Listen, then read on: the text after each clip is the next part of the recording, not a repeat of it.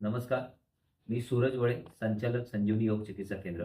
गेल्या 15 वर्षाहून अधिक काळ आणि 10,000हून अधिक पेशंट्स आपण या मेडिकल रोग बेल्ट थेरपीमुळे पूर्णपणे बरे केलेले आहेत. तर ह्या पद्धतीच्या थेरपीमुळं लोकांना स्पॉन्डिलोसिस, मणक्याचे काही आजार असतील, गुडघ्यांचे काही आजार असतील किंवा मणक्यांच्या चकतीमधले काही आजार असतील. तर अशा पद्धतीचे जे व्याधी आहेत, त्या सर्व व्याधींवरती नियंत्रण करण्याकरता या रोग बेल्ट थेरपीचा चांगल्या प्रकारे उपयोग होतो.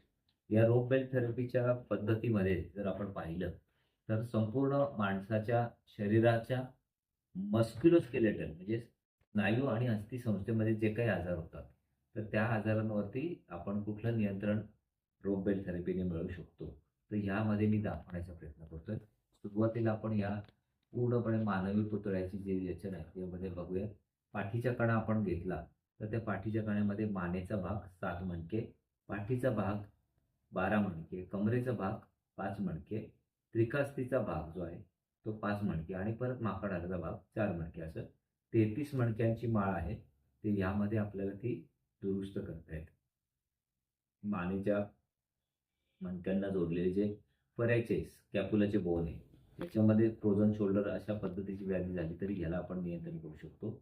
तसंच कमरेच्या मणक्यांमध्ये आणि त्रिकास्तीच्या हाडामध्ये झालेलं जे कमरेशी संबंधित प्रॉब्लेम आहे, सायटिका असेल, लंबर स्पॉन्डिलोसिस असेल, ते पण आपण करू शकतो.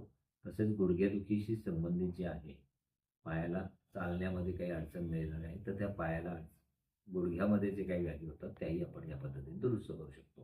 तर मान, कंबर, फ्रोझन शोल्डर, सायटिका, गुडघे यासाठी लागणाऱ्या व्याधींना दुरुस्त करण्यासाठी रोग बेल्ट थेरपीचा उपयोग होतो. कसा ते आपण डिटेलमध्ये पाहूयात. धन्यवाद.